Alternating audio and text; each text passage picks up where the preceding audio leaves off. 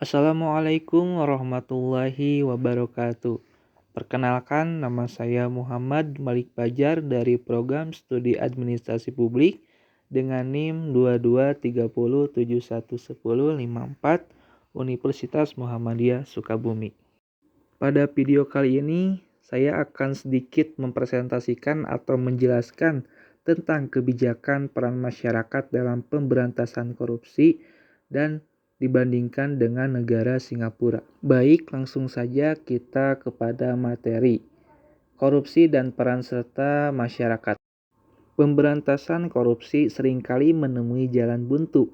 Hal ini disebabkan permasalahan korupsi tidak hanya terjadi dan terdapat di lingkungan birokrasi baik di lembaga eksekutif, yudikatif, dan legislatif, tetapi juga telah terjangkit dan terjadi pula pada sektor swasta, dunia usaha, dan lembaga-lembaga dalam masyarakat pada umumnya.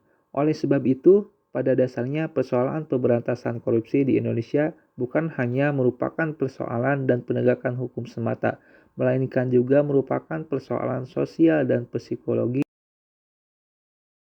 Seorang ahli, Muhammad Saleh, pada tahun 2006 menjelaskan bahwa mewujudkan penyelenggaraan negara yang bersih dan bebas dari korupsi bukan hanya tanggung jawab dari penyelenggaraan semata, melainkan juga masyarakat serta semua komponen negara. Adapun dari jenis-jenis korupsi itu sendiri, menurut Undang-Undang Nomor 31 Tahun 1999, Undang-Undang Nomor 20 Tahun 2001, mengelompokkan sebanyak 30 perbuatan korupsi ke dalam 7 jenis, yaitu yang pertama kerugian keuangan negara, yang kedua suap menyuap, yang ketiga benturan kepentingan dalam pengadaan meliputi pegawai negeri, turut serta dalam pengadaan yang diurusnya. Yang keempat, gratifikasi meliputi pengawal negeri menerima gratifikasi dan tidak laporan KPK atau Komisi Pemberantasan Korupsi, penggelapan dalam jabatan, pemerasan, dan perbuatan curang.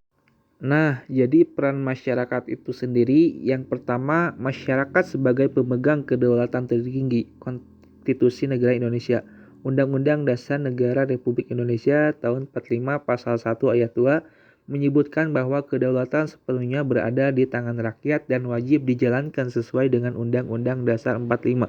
Yang kedua, masyarakat sebagai pencegah. Selama ini pendekatan pemberantasan korupsi yang dijalankan pemerintah Indonesia lebih cenderung ke arah represif.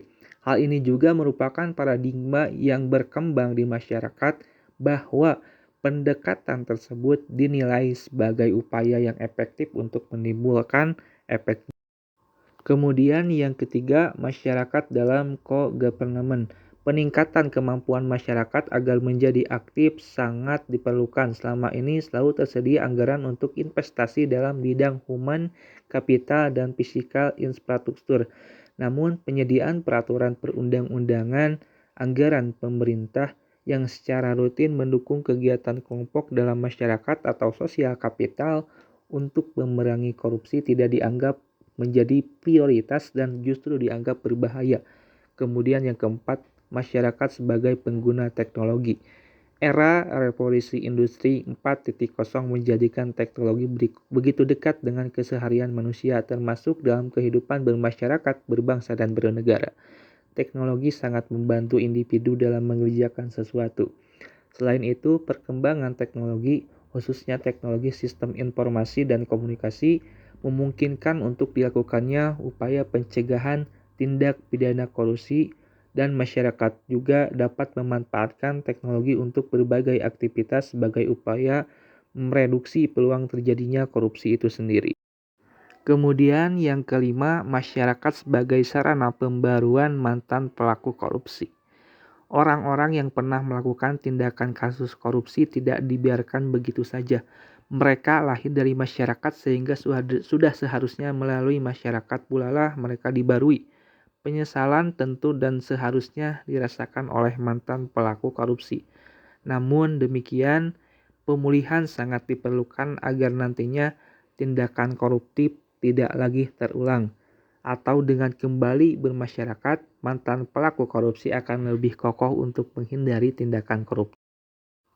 Jika dibandingkan kasus hukum korupsi dengan di negara Singapura, korupsi di Singapura akan didenda maksimal 100.000 USD Singapura atau penjara maksimal selama 5 tahun untuk setiap kasusnya. Nah, sementara jika korupsi dilakukan dalam kontrak atau proyek pemerintah, hukumannya adalah denda minimal 100.000 dolar Singapura dengan maksimal 7 tahun setiap kasusnya. Jika dibandingkan dengan negara Indonesia, kasus hukum di Indonesia sangat berbanding jauh dengan negara Singapura. Kenapa? Karena hukum di Indonesia tumpul ke atas, tajam ke bawah. Artinya kasus korupsi setiap tahunnya meningkat dan tidak ada efek jera bagi para koruptor tersebut. Nah, ini harus ada peran serta masyarakat untuk mereduksi terjadinya kasus korupsi itu sendiri. Jadi, kesimpulan materi tentang kebijakan peran masyarakat dalam pemberantasan korupsi. Nah, jadi secara keseluruhan masyarakat memiliki peran yang krusial dan multifaset dalam pemberantasan korupsi. Kombinasi pengawasan, partisipasi, edukasi, advokasi, dan transparansi adalah kunci dalam menciptakan lingkungan yang tidak kondusif bagi korupsi. Terima kasih, mungkin cukup sekian yang saya paparkan pada materi kali ini. Mohon maaf apabila ada kesalahan dalam penyampaian kata ataupun kalimat. Terima kasih. Wassalamualaikum warahmatullahi wabarakatuh.